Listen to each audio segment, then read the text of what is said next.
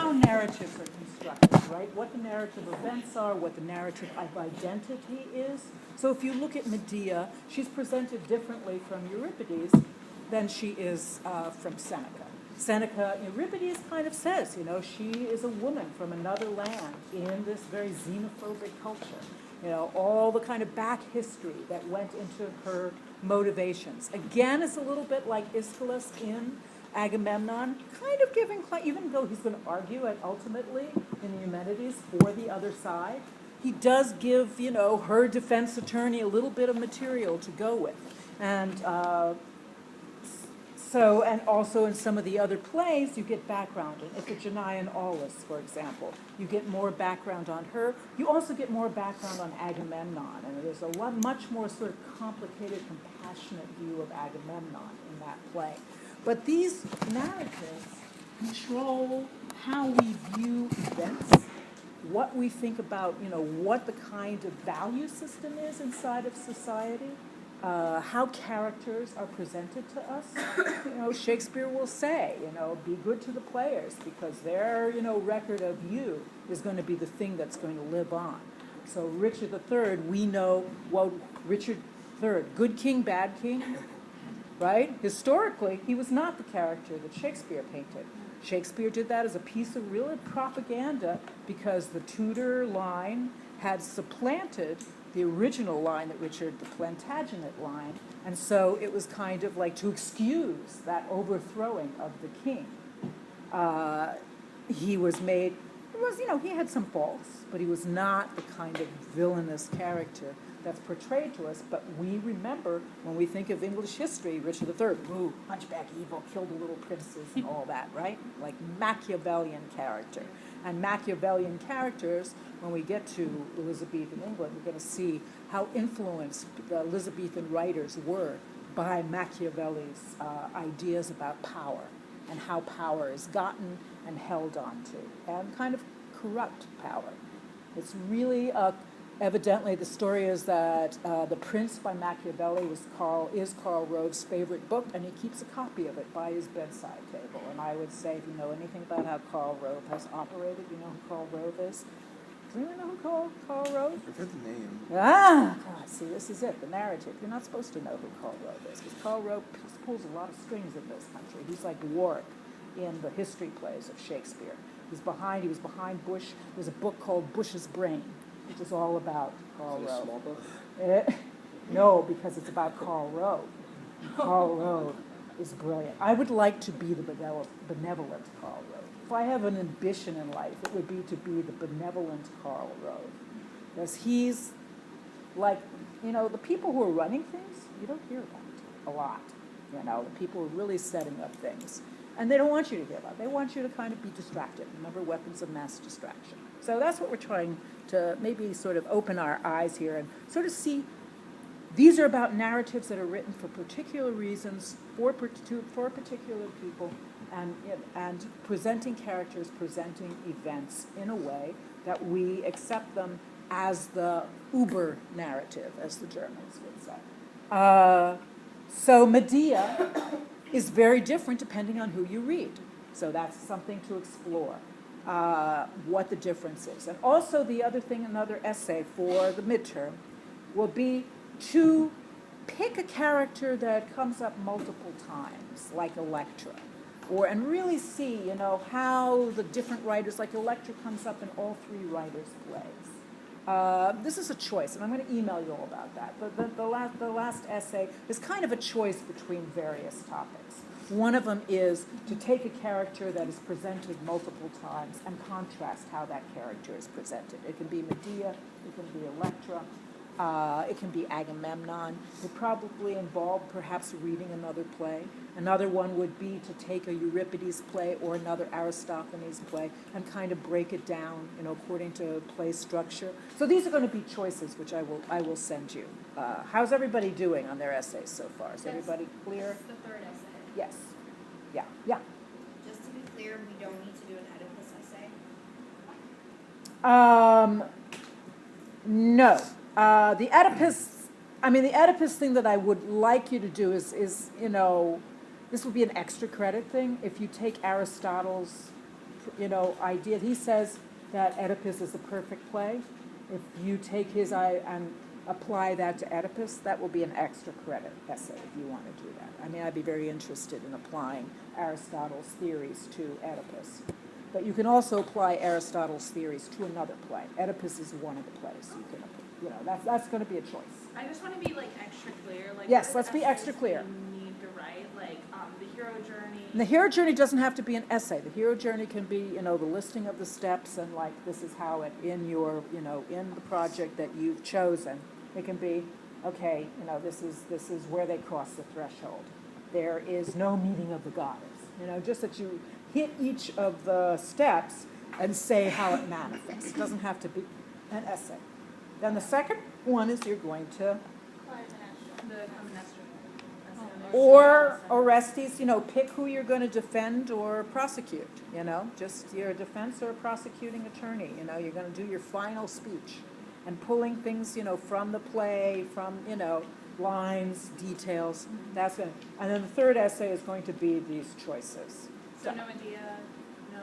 Medea's one of the choices. Oh, okay. To contrast Seneca's Medea with Euripides' Medea. Can we just go through some other choice? I'm drawing a blank on other characters that you could use that for. I'm going to email it to you. Oh, I'm going to cool, email cool, you this. I don't want to take class time.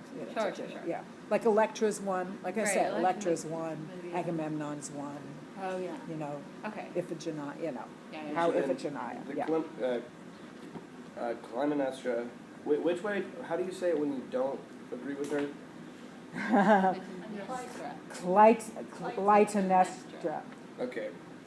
Clytemnestra is when you do because it's the triplet. Clytemnestra is like ba ba ba. It's the anapest. It's the anapest, which means you're like ba ba ba. But if you like it, it's like Clytemnestra. It's the ba ba ba ba. It's the dactyl. Okay, so there's actually... Glad you remembered that. That was good.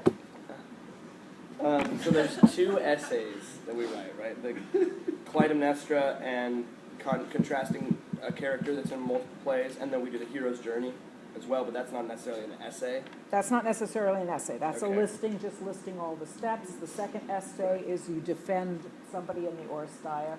You're a prosecutor, right? It's a trial, so pick who you're going to defend or prosecute. Right. And then the third one will be a multiple thing, contrasting characters, applying structure to a play, as well as Aristotle, right? So it's going to be either structural or character analysis. So it's going to be about structural analysis or character analysis.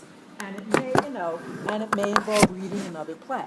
In fact, I'm encouraging you to read another play. Yeah. Again, I know you've said this before, but just making sure. So around 2 to 3 pages per essay. For the essays, 3, go for 3.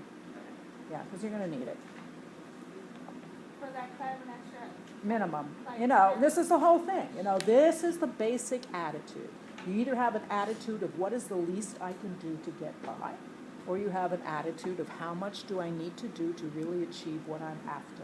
That attitude is core. It's not about papers. It's not about all that. This is a core attitude in your life. Check yourself and see where you are. Do you lean forward? Do you feel the burn? I will tell you right now, if you don't feel the burn, that's going to impact. It's a habit. It's not about grades. Grades are kind of a thing to sort of fan the flames of incentive. It's a habit. You make it through and eke through now and then kind of go, yeah, you can make it through. You can be lucky. Sometimes you're lucky.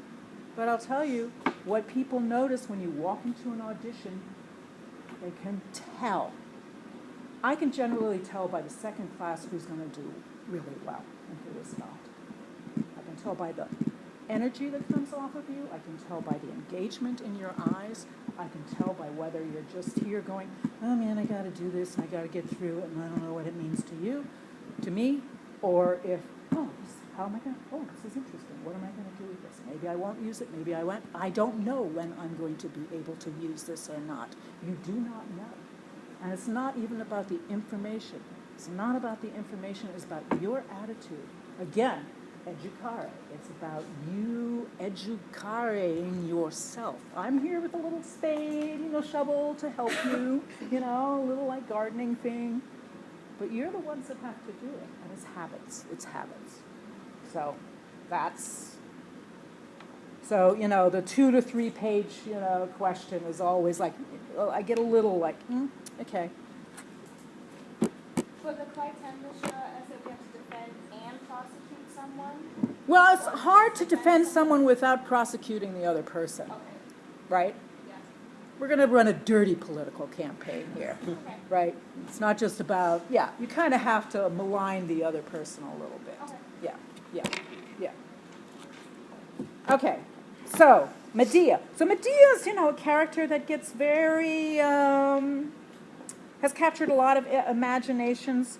The German writer Heiner Müller, which directors tend to know him more than actors because he does things like Hamlet Machine, and he does these kind of what he calls machines that are based on classics. And he did this kind of a Medea theater machine, Medea machine, where he just basically looks at the character of Jason the Medea, and it's called Waterfront Wasteland Medea Material Landscape with Argonauts. And so he distills the entire play basically into a monologue, an intense monologue, and a kind of quick scene with Jason and Medea. And I'm just going to send that around. This is where I wish we had the internet. Michael John Lacusa, is he an artist that you are familiar with? How do you know him? I did Hello Again. Oh, you did Hello Again. in Oh, awesome. here, yeah. Oh, One of our students are actually in yeah, the show right now. he's an amazing, actually really amazingly talented composer, writer. He actually does like lyrics, book, and composition for one. And he did and this is something you might like tool around the internet on your own. He did a version of Medea called Marie Christine, where it's Yeah, set it's in Audra, New wasn't it? Orleans. Yeah. Audra McDonald, right. Audra McDonald played Marie Christine, who's kind of a voodoo priestess. And it's all about, she's originally She's like from New Medea. Orleans, and She she's would like be Medea. Oh my God. It's gorgeous.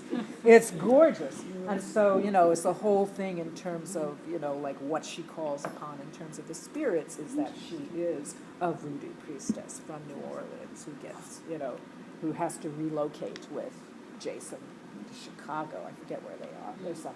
They're somewhere north.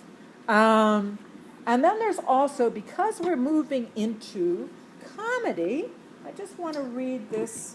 We're going to have let's see. This we can. So this is a kind of comedic spin on Medea. So who feels like they could be a funny Medea? And we can. Actually, it would work. Oh, okay. Actually, in this case, it would work because it's kind of that one of those type of things. Who would like to be Jason?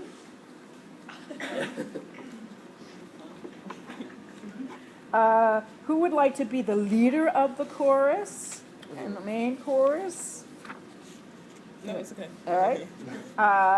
So chorus member chorus whenever it's unison, and chorus number 1. And can you also do chorus number 2, and angel? Chorus number 1 and chorus number 2. No, he's chorus number 2. Chorus number 2, like chorus number 2, and angel. And I think we've got it. What, So, can you clarify one more time? yeah, What am I doing? you are doing chorus whenever it's in unison, Yeah. and chorus number 1. Okay. It's number 3. I'll do number 3. And I'll also do chorus. We'll all do chorus. Okay? Are we ready? I wanted to project it on the screen so we can all look at it, but no. All right.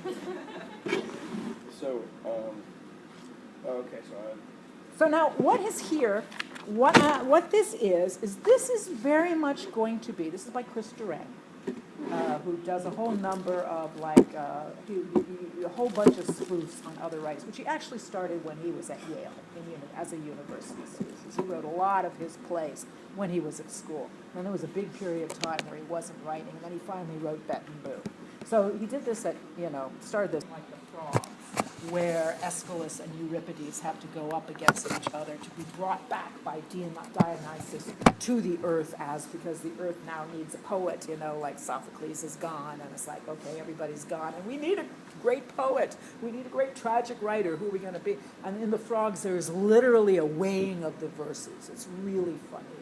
In terms of like if you studied, we haven't really studied them, I think, at length enough to really get the humor of it. But it's like, you weigh Aeschylus's verses, and they're really, really heavy, and then there's all the kind of criticism of Euripides is in the play. So this is kind of a way of a contemporary writer taking a classic play in the way that Aristophanes is kind of going to poke fun at Euripides. Okay. All right.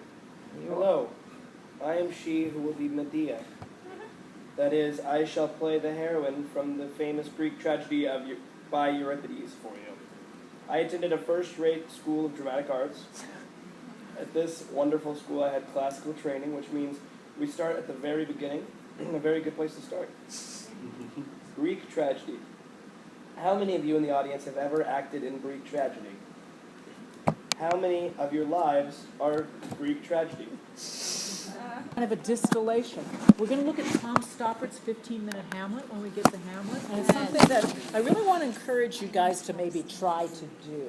It's kind of a distillation of something, I want to see, what does he have that's on Broadway? Is it the real? The real thing is Yeah. coming back. Yeah, the Yeah, real thing is can't coming see back to that. Tom Broadway. Stoppard Ewan McGregor is is Shakespeare in Love, right? Yeah, yeah. Oh, I did not know that he wrote He Shakespeare. wrote the screen, but that's why And then it's also that's like one of my Princess. so Is that's he why it's so Princess good. Bride too? Huh? Is he also Yeah. Princess Bride? No. No, No. I don't know.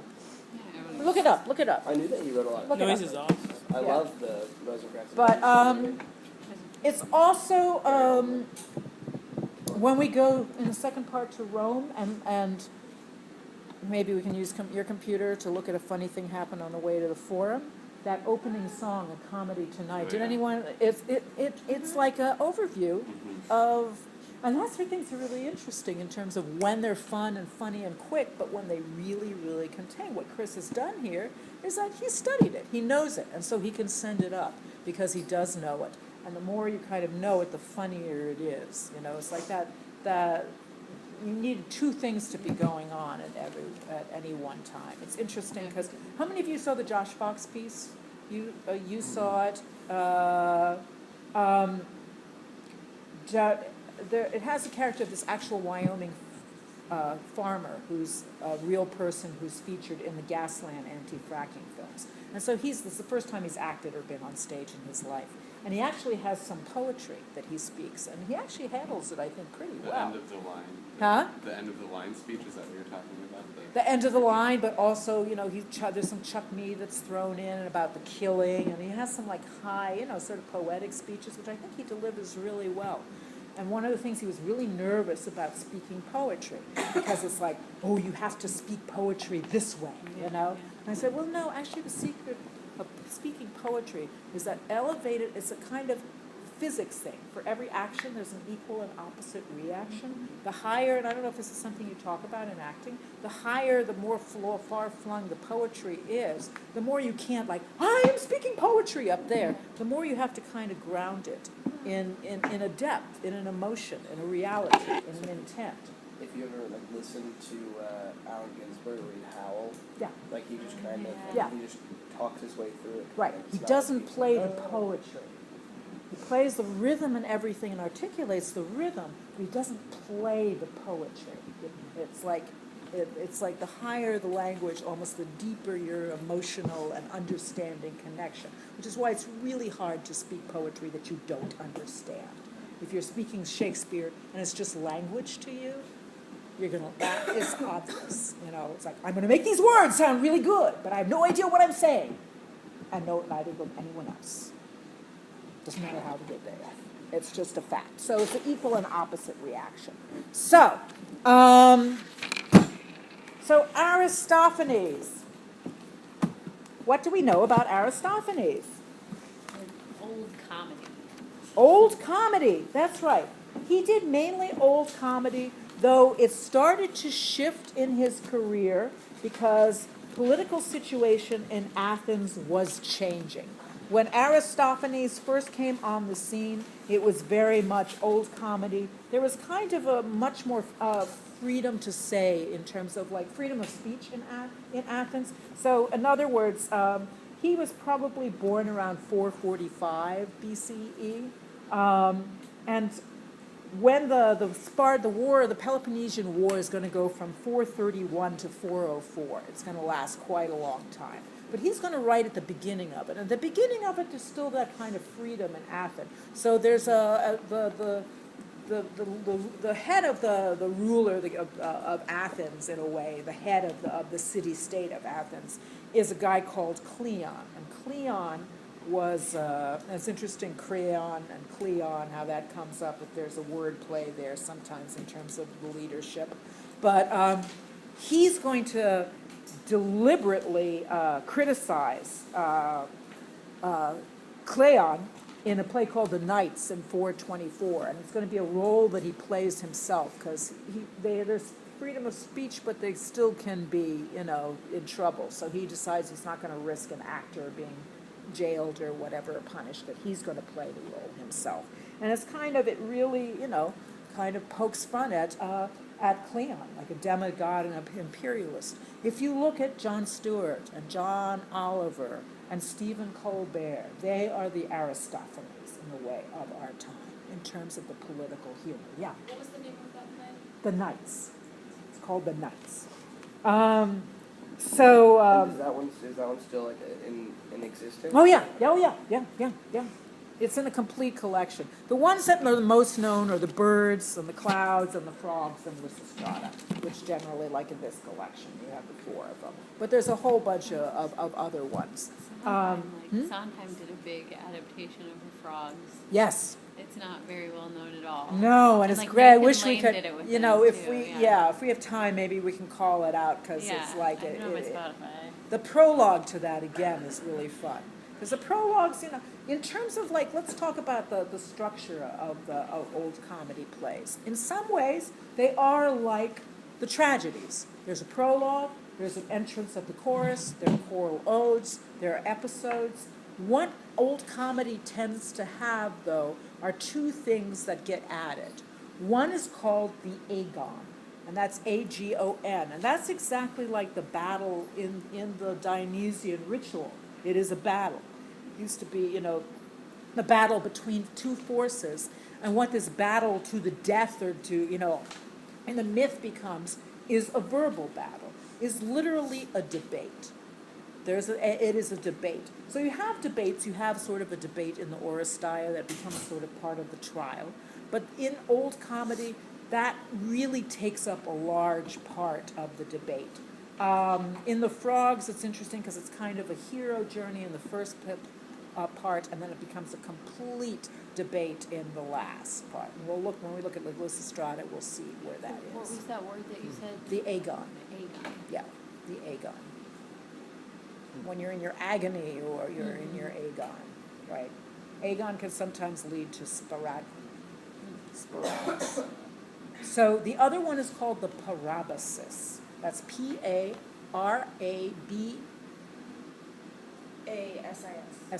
Yes, thank you. I lost my track of my alphabet. Parabasis. There's actually a literary magazine called Parabasis. And a parabasis is basically when someone, a character, sometimes it's a leader of the chorus, sort of steps out and says something that the author wants to say, which has nothing to do with the play, which can be about, sometimes in Aristophanes' plays, they step out and say, well, you didn't like my last play. He'll talk about that. Sometimes it'll be about something else that's going on in Athens, and it's just a direct address. It literally is like in Jon Stewart, or in the monologue, when in the Tonight Show or whatever. It's like, this is what I think about a current issue that is going on. Nothing generally to do with the play. Yeah. Is it kind of the same thing as an aside in Shakespeare? Yes, yes, it is. That's where an aside and a kind of like speech to the audience is going to, yeah. So you wouldn't see this in dramatic? Are these two things that differ in, versus comedy and drama? In drama, there's not a point where a character steps out and speaks really to the audience about something outside the play. Yeah. I mean, it seems to be addressing, but the characters don't really address the audience about something that's not part of the play. And the chorus doesn't, the chorus will sing about a theme, you know, and chorus might sing to the audience, you know, about a theme or about a thing, but it's still, it doesn't really break the fourth wall in that way. Here it's like literally stepping out and saying, hey, you know, okay, now the play will go on in a second, but let me talk to you about what's going on in town right now, right? And so it could probably changed, you know, according to what was going on. There are certainly parabases that have been written down, but it's very likely that they might have changed, yeah. Did it still relate to the play? No, doesn't necessarily have to relate. Oh, so it's just like a random. It's a random thing the author sort of says, okay, here's my little soapbox and I'm going to talk about it. Sometimes thematically you can make it relate, but that's not a thing. It's like, I'm just going to, you know, like, you've been watching this play and it's like a commercial for me. It's like, I'm now going to give a public service announcement before we return to the play. Sometimes it does. Sometimes thematically it relates, but it doesn't generally directly relate. And it just sort of steps out and sort of talks about whatever they talk about. So in the beginning of old comedy, there's the use of the phallus, you know, and constantly that's and in Lysistrata, of course, that becomes a real central part, that everyone's walking around with these big phalluses that probably get bigger the more sexually horny they are, right? It's body, it's political. It deals with either political figures or or society figures. In The Clouds, he goes after Socrates. And actually the story is that at one point Socrates comes in. Socrates basically, The Clouds is anti-sophistry. The Clouds is very anti-Socrates. Because Aristophanes was conservative. Like, people think of him as this radical writer. Euripides was pretty radical. Aristophanes was kind of conservative. And that's an interesting thing, because when we talk about Lysistrata, people say Lysistrata is a feminist play. And that's actually, I don't think, really true in terms of Aristophanes' intent. He was pretty conservative. But people say that he kind of wrote whatever he felt the kind of, you know, whatever he felt the popular opinion was, he kind of wrote to that maybe his own political beliefs or societal beliefs were not that, you know, strong and anchored in, that he was kind of an opportunist, that he really wrote to what he thought people's viewpoints that would be popular. So that in a way, people look at Aristophanes' play as a reflection of what the kind of general attitude was in Athens, because he didn't fly in the face of it. Euripides is going to fly in the face of the popular attitude. Aristophanes is going to reflect it more. So scholars look at Aristophanes kind of saying, there was a rising suspicion about Socrates. There was a rising suspicion about the education, the questioning, the sophistry, what's called, he was a sophist. And sophistry, do you know what sophistry means? Sophistry is kind of what I'm asking you to, no, not to do, because I'm asking you to ground your speeches or against Clytemnestra and Orestes and Agamemnon, you know, in real, you know, to ground them in the facts of the play and real thinking. Sophistry is like, a lot of political speeches are sophistry. A lot of academic speeches sometimes are sophistry, where it sounds good and it uses a lot of big words and it seems to be really intellectual, but it isn't really saying anything about it. You've probably run across sophistry. What? Is the word like demagoguery? Yeah. Do you know Yeah, sort of similar. Yeah, yeah. It's sort of similar. You're just talking. Yeah, you're It's just. like when celebrities, whatever, get in trouble and they release a press announcement and they're like, we will do this is quite a debacle and we will do everything in our power to, That's you know, yeah. handle this situation how we feel and blah, blah, blah, blah, and they don't actually do anything. And then Yeah, they don't actually do. That's why so many political speeches are sophistry, you know. But the whole idea is in The Clouds, and this was a feeling of Athens somewhat at the time, but in The Clouds, the main character's, his son, he can't control his son, and the son just talks his way out of everything, right, because he knows how to use language. So the father decides he's going to go to the thinkery, it's sometimes translated as.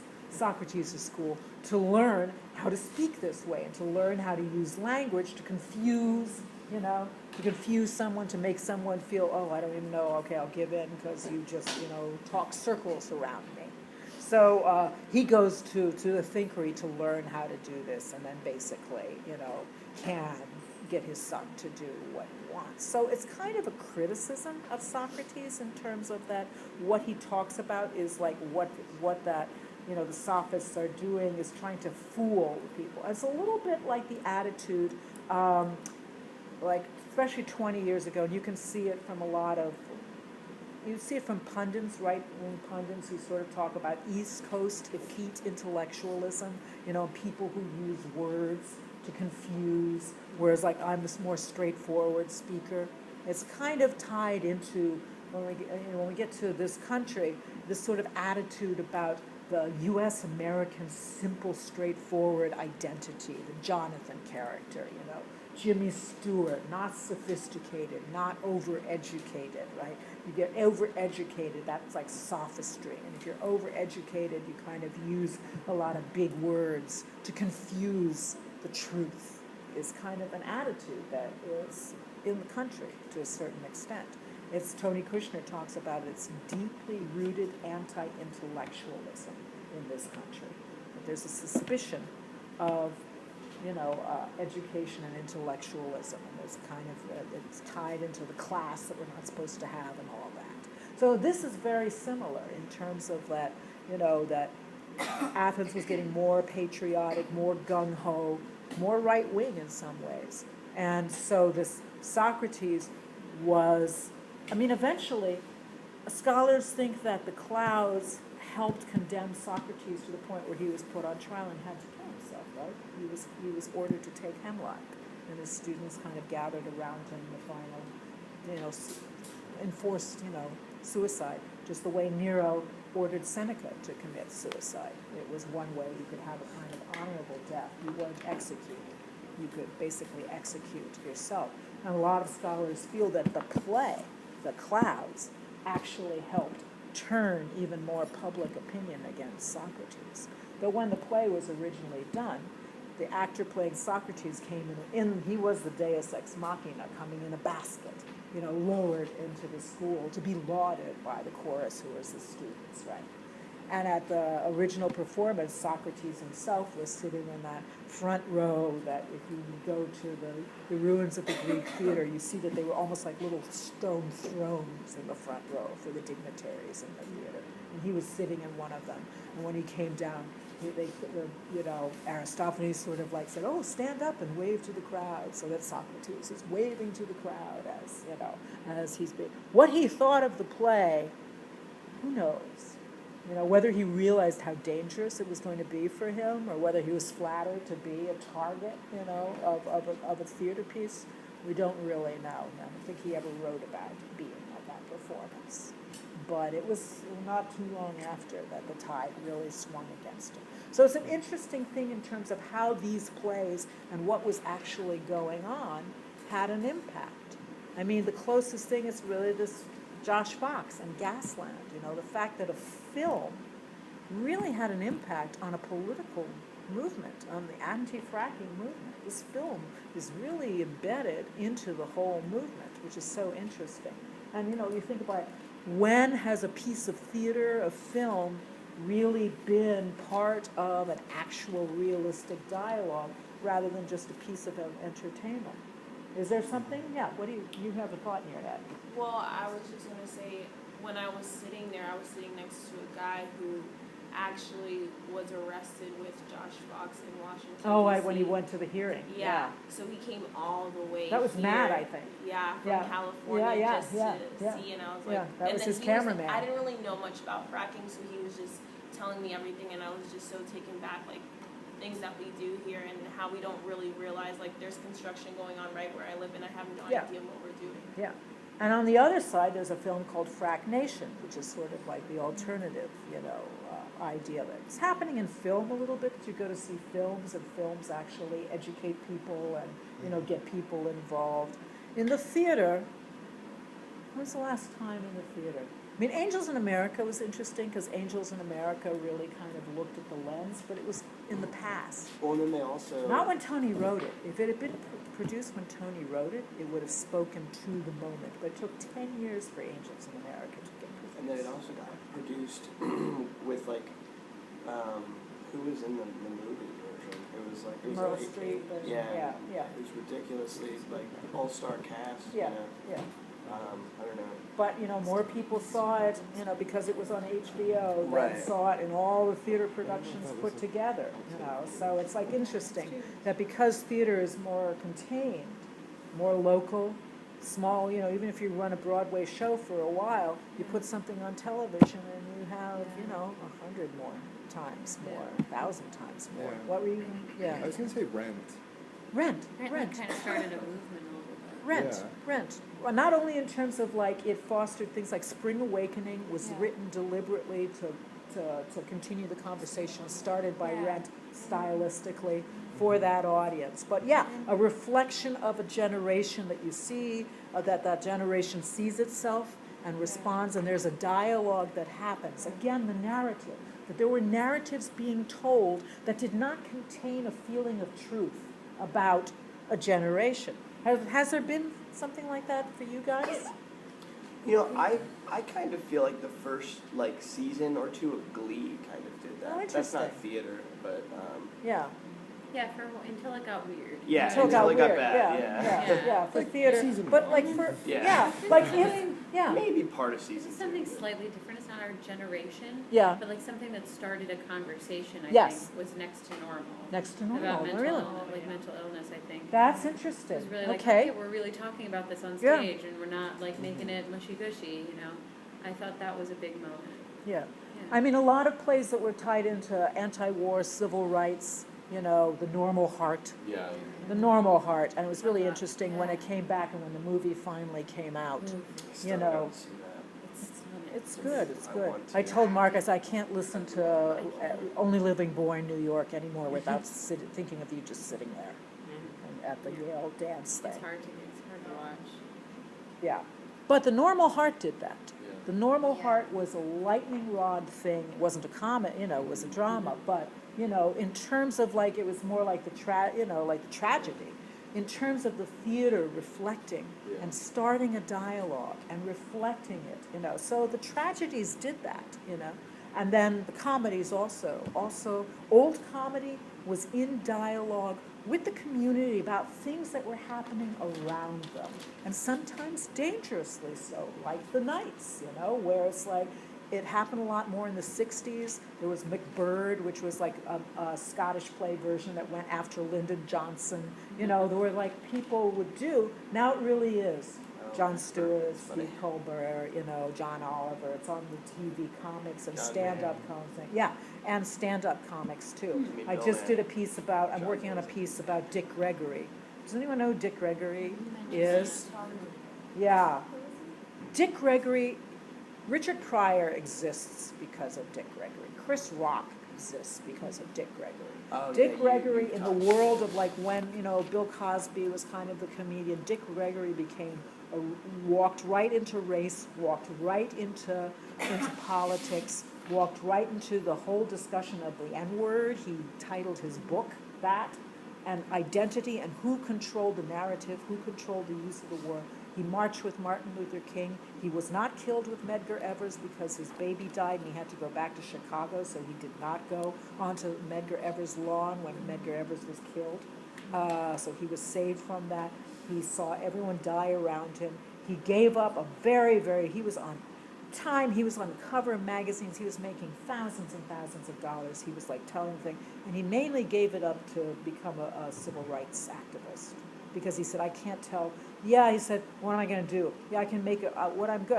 I can make a few bigots laugh, and maybe they'll think, but am I really making them think? So he started to go on the college campus circuit, and he didn't go into the comedy club circuit. So this is a one-person show I'm working on with Joe Morton. Joe Morton, he just won an Emmy for being Papa Pope in Scandal, the commander in Scandal. That's yeah. So he's playing Dick Gregory, who's still alive. He's in his 80s. Because we kind of want to the whole idea that you don't know Dick Gregory. The most famous Dick Gregory joke that I remember, and that's in the show, and maybe you know this, he goes, and this is based on a true story, when he went to try to integrate a restaurant in the South, sitting at the lunch counter for weeks not being served, right? So he walks into a restaurant and he says, I'd like a cheeseburger, and they say, we don't serve colored people. And he said, that's okay, I don't eat colored people. That's that's one of his like more famous jokes. The other one that he tells that I knew when I was a kid, that was really, really famous, was that he's in a restaurant, and three brothers walk in, Ku Klux and Klan, and they say, and he's ordered a fried chicken, and they say, or a roasted chicken, and they say, whatever, we got an eye on you, whatever you do to that chicken, we're going to do it to you. So the chicken comes, and they say, whatever you do to that chicken, we're going to do to you. And so he looks at the chicken, and he picks it up, and he kisses it on its ass. So that's Dick Gregory. He's amazing. He talked about what's going on in this country in the 70s. He has a joke from a routine in the 70s. He's very Aristophanes in terms, too. He has a joke that I love. This is when Reagan was governor of California, Ronald Reagan. And he said, Governor of Mississippi gives a speech, and you go, oh, that's a racist speech. Then the governor of Illinois or the governor of California will give the same speech, and you go, oh, that's a conservative speech. Yeah. So that's his kind of humor. He just is, he's amazing. And some people know him because he got into nutrition and he has nutritional things now. And like there are a couple of my students who knew him because of his nutritional thing. Like he says he believes in breatharianism, that he wants to live on air and ideas and hope and faith. And he says, well, whenever I look at the obits, the only people I see is all you eaters. So he's a really interesting guy. That's like Jon Stewart has a quote where he says, you want to make a person listen, make them laugh. That's right. Something like that. That's right. A person's ears are always open when they're laughing. Right. So something like that. Yeah. Louis C.K. is really good at that too. Oh, He Louis, really yeah. tricks you into Yeah. listening. Yeah. I love Louis. Yeah. So it's an interesting thing, this we see in terms of the power, in terms of, that the real influence of people's ideas were not so much in the tragedies as they were in the comedies. That, Aristophanes there are other old comedy writers and they're all lost. Again, the fact that Aristophanes, has 9 plays that survive is really amazing. 12, I forget how many. And it's like he's always, there's the other thing that's particularly interesting about Aristophanes and old comedy is that the choruses, when you think about the choruses, like who knows any other Aristophanes plays? There's the Birds, right? The Birds, right? Where these two guys go, they say they're sick of Athens, it's like litigious, it's like everyone, they're going to go, and taxes, and let's go form our own kingdom, and we're going to go, try to rule the birds. And then they convince the birds that they're going to put a block so that the gods don't get the offerings, right, the smoke that they're supposed to get. And so the gods sort of send, representatives down and say, hey, what's going on, And there's all these birds, and they're dressed in fantastical costumes. It's a chorus of birds. In the clouds, it's a chorus of clouds. In the frogs, it's a chorus of frogs. What happens in the How do you get to frogs? frogs? All I know What? is what happens in the frogs. All I know is Nathan Lane, and I've listened to the songs in the musical, and I'm I have no idea what's happening. It's in the story. They take Aeschylus back. They leave Euripides. Euripides loses. Okay. Yeah, basically Aeschylus wins. Okay. Euripides loses. Okay. And it's a way that Aristophanes can kind of natter at Euripides. And I do think that there was a political thing to that too, that they were, he was Republican, Euripides was Democrat, it was kind of like that a little bit. So it's really interesting when we look at Lysistrata that in old comedy, especially in Aristophanes, the choruses are not, the women of Athens, the Trojan women, the old men and boys of Athens that are there because everyone else is fighting, or of Thebes. They're not the humans. They're fantastical. They're birds. They're clouds. They're frogs. You know, they're different, they're wasps in the wasps. And they're women. Like actually, Huh? like actually on stage, they're women? No, No. the characters are women. So if you look at that, it's like, these are not the women of the tragedy chorus who are taken seriously. These are women who are being presented the same way you present clouds and frogs and wasps. See what I mean? Yes. He's not necessarily aligning with the women. He has a play called Ladies' Day, where it's like Euripides tries to dress up as a woman and join Ladies' Day because he has a reputation as a misogynist, and all the women, hate Euripides, and he's going to dress himself up and invade their festival, But it sort of sends it up. There's a play called The Congress Women, which is the women get together and they kind of are sort of like talking about socialism and communism and this whole sort of thing. But Aristophanes is not condoning this. He's sending it up. So when you look at Lysistrata, there's a real question of, was it really an anti-war play? Or was he saying how ridiculous these women are to, try to stop war? It's a big debate. It's a big debate about the play in terms of, is it feminist? Is it anti-war? Or is he sending it up, saying, look at how ridiculous these women are? The woman from Sparta, it certainly sends up Sparta. Because when Pieta comes in, the woman, and generally she's in a dialect. A lot of people translate her as like a southern accent, like make her this hick, from Alabama or from New Jersey, French. some. I don't know. Well, if I you're was thinking anti-French, then she would be French. She would be whoever is like being looked down on. The one from Sparta. Yeah. Yeah, the one from Sparta, right? She's kind of like, she's southern, she kind of clogs in, right? Also, I feel like they make them look dumb. They make them look Like, dumb. They make them look like the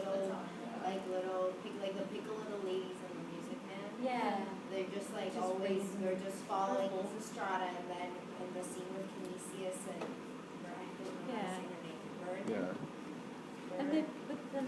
There's the scene with Canisius. Yeah. Well, yeah. in that scene, she also looks really stupid. Like, Yeah. that's the way they make her look like a dumb. Right, and when Lysistrata is sort of saying, this is what we're going to do, and it's like, you're going to dress in your best. Oh yeah, my best Yeah. thing. They're trivial.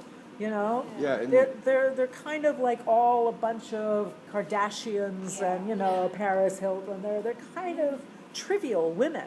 She's not, but she's also presented as a little out there. out there. It almost seems like they're kind of selfish too, because they talk about Yeah. the whole reason that they want to stop the war is because of them. Yeah. Because it's Yeah. all about them, and they're Yeah. not thinking about the men at all. Well, Yeah. I mean, like, they are, but not really. They're thinking about the men in terms of like their Right. environment. Yeah, So what it's they not get. about this big thing about war is bad or whatever. It's the same thing that Euripides does in Electra, when his version of Electra, where it's not the kind of tragic thing of Sophocles, the anger about the love for her father, same anger she has at her mother, for her mother killing her father, is the same anger Clytemnestra has against the father for killing her daughter. I mean, there's an irony there, They're both doing the same things, especially in the Sophocles version of Electra. But in Euripides, she's mad because she doesn't have nice clothes, and it's a much more like it's more modern. It's like a whiny, daughter mad at her, and mother has a lover, and she's stuck with this old farmer, even though he, respects her, doesn't touch her. And she's dressed in rags, even though the farmer says, no, I'll try to dress you well. You don't need to wear rags. But it's all like, I'm mad at mom, It's not the deep, tragic thing of, you killed my father, which I loved and which was a crime. I'm mad at you. I'm going to get And even. again, the women are reassuring that the only thing they're good for Is sex. Yeah. Because they Is decide sex. they give them everything. And it's the It's- only power It's their they only have. weapon, They yeah. can't make a logical argument, an intellectual argument with their husbands. There's no intellectual argument. There's no one saying, what are you doing? What are you risking? What is this war about? Really? What is the action of this war? It's like, no, let's get them home, because the only thing we can do. It's the only thing we can do. Well, Right. it kind of like reminds me of like Game of Thrones, Uh-huh. like how like Daenerys is not respected by what's his face until she like Until she gets dragons. yeah Until she has dragons. No, I'm saying like her husband in the first season, Yeah. like until she like takes over sexually, like he is like, I mean, basically like rapes her, and then like whenever she's like talking to the handmaiden or whatever, and she's like, how do I please him sexually or whatever, Yeah. and then she tells her, and then she like takes over during sex, Right. and then after that they like become like respectful of each Right. other, And then they actually go to another place where he does respect her. Right. It goes absolutely, beyond yeah. the sex, and I Yeah. love that relationship. Yeah, I was I- so sad when he I died. know. He was so I gorgeous, love her. that guy. But it's, I wanna have. hey, I'm susceptible. I just I'm want susceptible dragons. to beauty. I just want dragons. Yeah, but it's Yeah, it's like a little one though. It never grows up. Just Little dragon. dragons, Little break dragon. of a little dragon. I love those It's like, take a dragons. dragon, go for it. Yeah. You know? See what But happens. so that's an interesting thing when you look at Lysistrata to see what is it really about, And it's interesting because I don't know if you Google the Lysistrata, project, like it's tied into these women saying, and every time it happens, I kind of go, And the Really? Lysistrata Jones musical. Yeah. Yeah, Lysistrata Jones. It's Okay, who saw? Let's Yeah. talk about Lysistrata Yeah. Jones, because Lysistrata is another one like Medea that's get retold a lot, and I actually think it's better. I actually think most Aristophanes is better when you retell it. The retelling, the Stephen Sondheim retelling of the frogs, I think Yeah. works better, because it's George Bernard Shaw and Shakespeare. Who is it? Who are the two authors? Of Lysistrata Jones. No. In Stephen Sondheim's version of it isn't Oh. Aeschylus and Euripides because we I'll don't look know. it up. I think it's George Bernard Shaw and Shakespeare's. I think it has something. And in Shakespeare's Aeschylus and Euripides is George Bernard Shaw. It's been so long since I've looked at it. But I think Aristophanes is ripe to be adapted. Like one of my students at Columbia is going to look at Congresswomen, and she's a playwright. She's going to redo Congresswomen, which I think is a Yeah, brilliant it's idea. George Bernard Shaw And Shakespeare. Yeah. Lysistrata Jones is like, it really is an empowering piece for women. I mean, you can say it's silly, it's cheerleaders, but they really do turn it into a. And it's intellect, and it's emotional and intellectual. It's Yeah. not just about we're not going to So- screw you unless you win the game. I mean, Yeah. that's Really clear there. It's like the understand. incentive. But- It's like it's a whole mindset thing. They're trying to. Yeah. It's like you're not losers. Like You're don't not accept losers. being Right, losers. yeah. right. And that's a very intellectual idea. That's an intellectual idea. Yeah, so it's very Which is intellectual. not really in Lysistrata, the Yeah. original. It really isn't, and it pokes fun at the women. It makes them trivial. It makes the woman from Sparta. This is a Spartan woman. In Sparta, women were more equal to men than they were in Athens. It was really interesting. It was a militaristic society, but women did better, which is one reason there that you have someone like Clytemnestra is not such an anomaly in Sparta as she is for an Athenian audience. She's sort of presented this way as a stronger woman.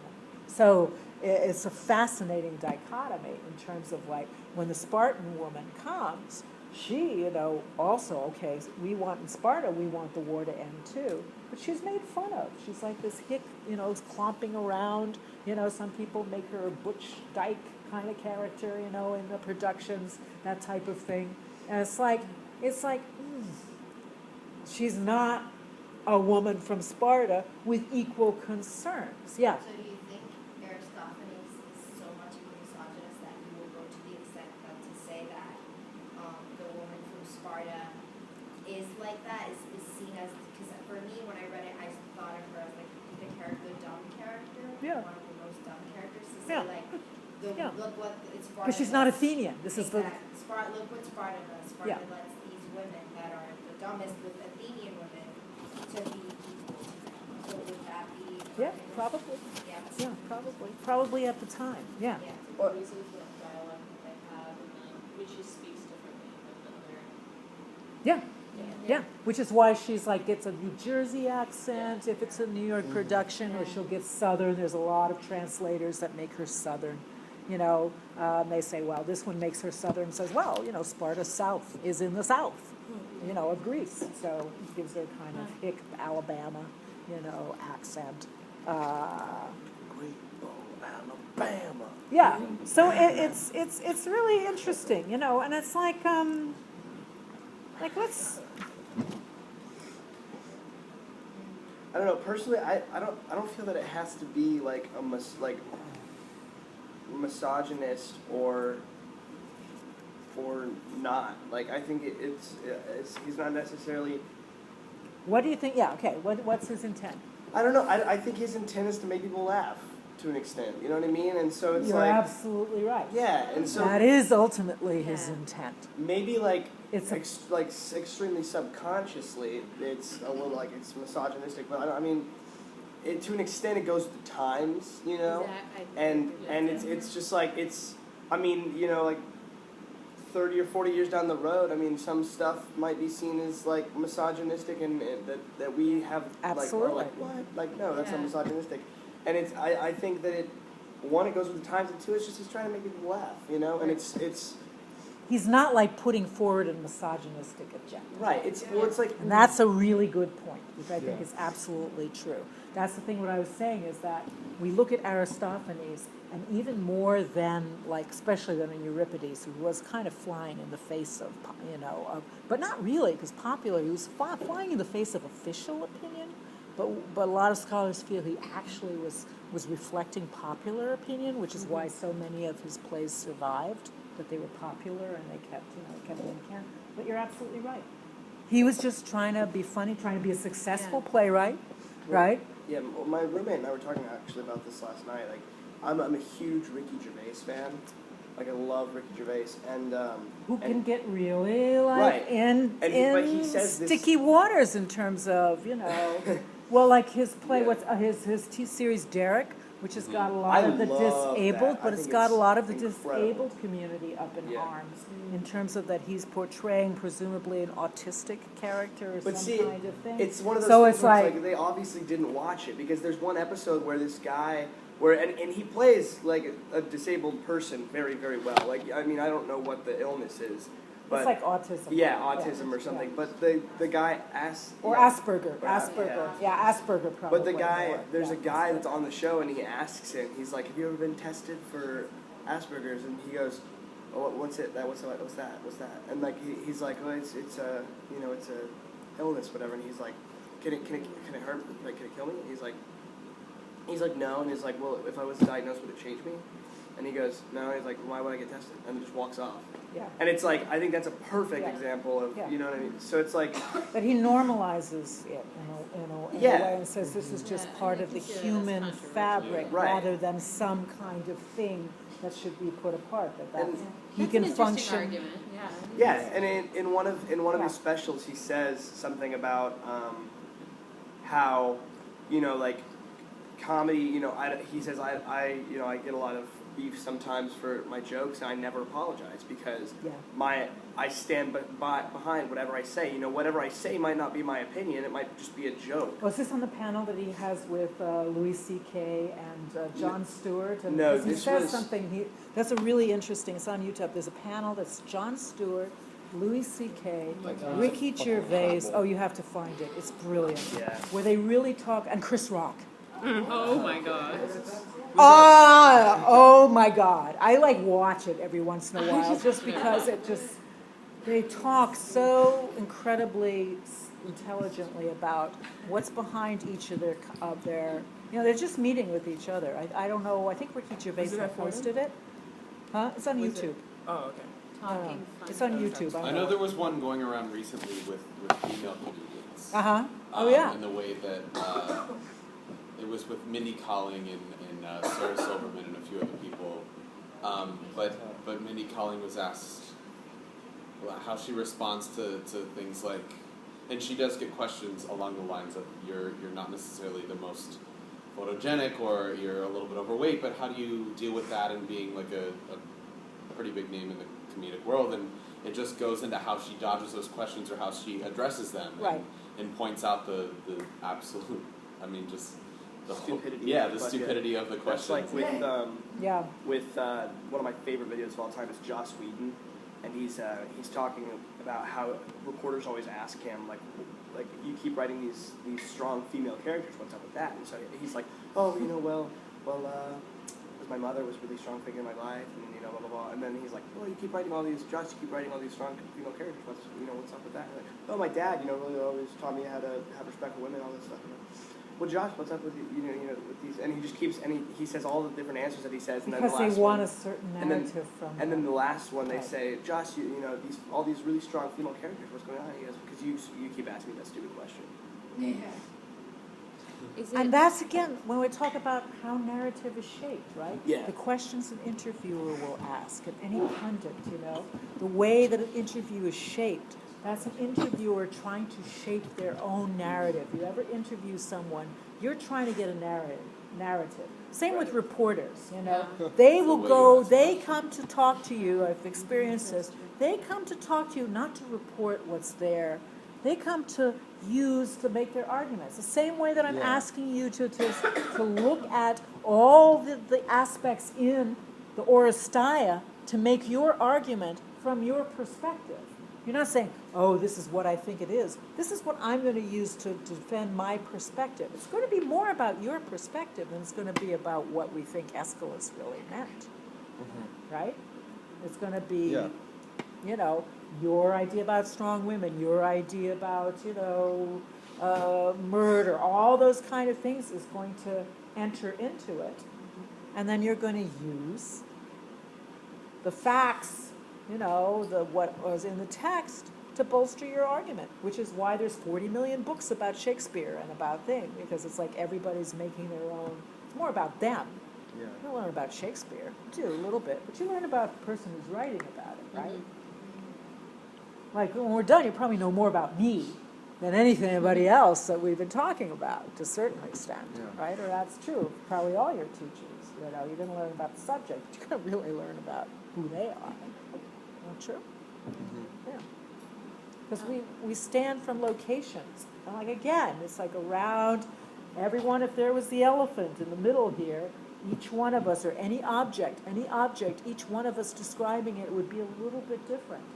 And we need each and every one of us to describe what we see, honestly, so that we can get the full picture.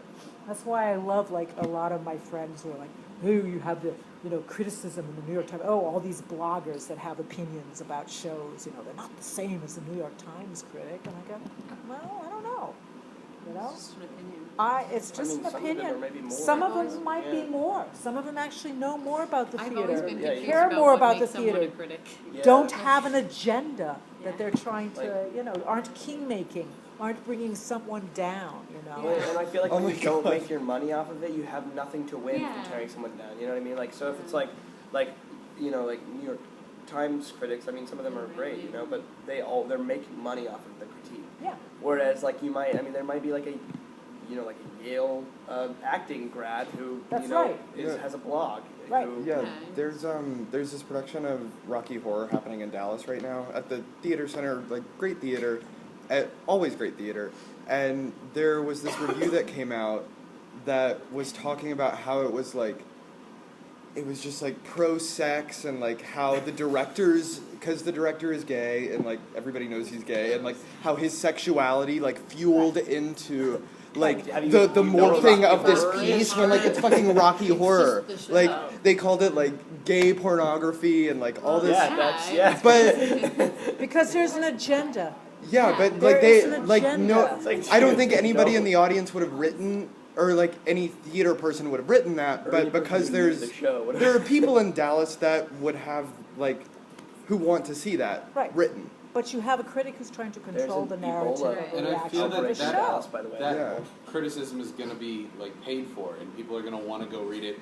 Maybe because it's so ridiculous on one end, but maybe because it's what they want to hear. Like Yeah, and that's public how they're going opinion. to. Well, like the New York Yeah. Post, I always say that there's only a critic at the New York Post to tell everybody that theater is not worth going to, because they're into sports and whatever, and it's like, it's just to reassure you the theater is not worth it. You read the Post reviews over and over, it basically says, theater is not worth being Yeah. part of your life. Because that's the readership, you know? And it's a Part of really your life, interesting your thing. life. When you look at what is said, why is it being said? What is it benefiting? What is the intentionality behind it?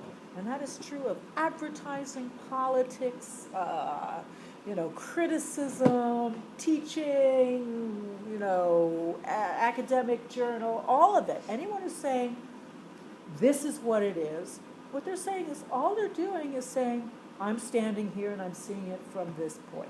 And that's why it's worth it, because they're one person, and if they're really informed and have a background, and if it resonates for you and you kind of go, yeah, oh, I can use that to hone my own radio receiver. Do you know what I mean? Like I'm saying about education and cultivate your soil of what you're going to grow in, but you're also honing your receiver, which you need as actors.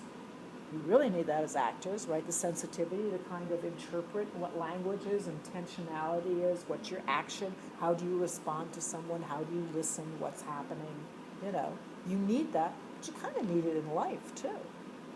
What signals are being sent to you? This is the whole study of semiotics, sign and symbol.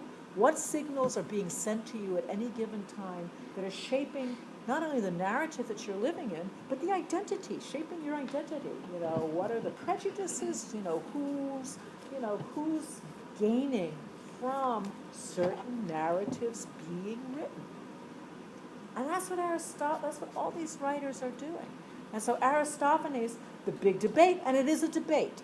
Different people have different perspectives on Aristophanes. Some people say, no, Aristophanes was trying to open people's eyes and look at it. I actually don't give him that much credit. I give him credit for being funny. I give him credit for reflecting the society probably really well. I give him credit for being exactly what you said.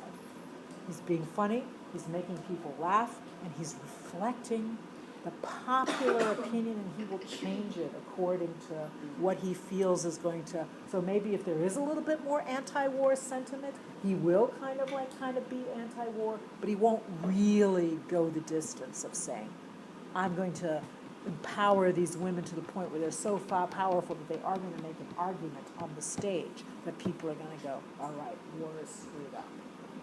You know what I mean? Right. So it's interesting. So how you analyze intentionality and within the time and place. So I think Aristophanes is absolutely fantastic to adapt. I think it's rich material for adaptation, or for taking his approach, the satirical, especially in the old comedy thing. So what happens as we start moving towards 404 and towards the end of the Peloponnesian War? As Euripides is writing Trojan Women. Lysistrata is going to be written about the same time that Euripides is writing Electra. It's going to be the disastrous Sicilian campaign. That's going to pretty much, where it's in 411. So we're heading towards the end of the war. And from 411 on, the Athenians are basically losing. So because the Athenians are basically losing, Athens becomes more blatantly patriotic, much less open to criticism, much less open to anti-war stuff, because this is at the end of Electra, of Euripides' Electra, Castor and Polydeuces, the brothers of Helen and Clytemnestra, are flying, kind of saying, okay, Orestes, you need to go, marry Helen's daughter, and and Electra's going to marry Pylades, and I'm going to make it all fine, and yeah, we forgive you, and we're too busy because we have to go to Sicily, right? So they're on their way to Sicily, which the Athenian audience is going, that's where we got our asses whipped. That's where we lost most of our fleet.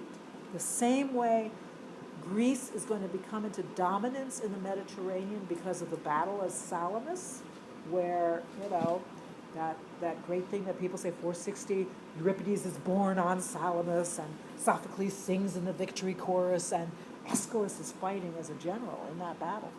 He's fighting as a general in that battle. They, the Persian fleet gets destroyed in the waterway between the island and the mainland. There's a storm. The same way the Spanish Armada is going to get destroyed off the coast of England, allowing England to rise to power and become the new imperial power in Europe and the rest of the world. England supplants Spain as the great colonial force. A lot because of the loss of the fleet. Same with Greece, because of the loss of the fleet. Same with Athens. They're going to be vulnerable because they lose their fleet in this stupid thing of like going, oh, we're going to go to Sicily and, spread our democracy to Sicily. It's like there's a John Cleese quote where he's talking about all of the different nations like are up in arms about the Syria conflict a couple months or whatever back, and he says the Spanish Armada is really excited to try out their new fleet. It has a glass bottom, so the new Spanish Armada can see the old Spanish Armada. That's funny. That's very funny. So, so it's these tides. So after 411, just when Lysistrata was written, it starts to get more conservative in Athens. And Aristophanes and none of the writers are really able to do things that are critical so much. So you start to move into middle comedy, then he's going to start writing the plays that go after Euripides. It's safe to go after Euripides. By the time he gets to his last play, which is Wealth, it's going to be domestic. It's going to be about money. It's going to move more into new comedy, which is going to align with Roman comedy. And new comedy, which the only Roman writer, so in 388, which is the last play that Aristophanes writes, 388 is 20 years away, from the end of the war. So he's writing basically new comedy. So the difference between new comedy, the only extant writer that we have for new comedy is Menander. There's only really one complete play, The Grouch. The Grouch is going to become the basis for Moliere's play, The Misanthrope, basically. So new comedy and Roman comedy are going to start having some of the same attributes. So new comedy is not going to be political. The Phallus is no longer on stage. The agon, the debate is no longer there because there's nothing really to debate. The parabasis, the author's direct address of what he feels that might be controversial, is no longer going to be in the play. It's basically going to become the basis of drawing room comedy, sitcoms, situational comedy. It's situational domestic comedy. It's going to be sons who are in love with a woman that the father disapproves of because isn't rich enough, or the father himself likes her. It's going to be a lot of father-son things.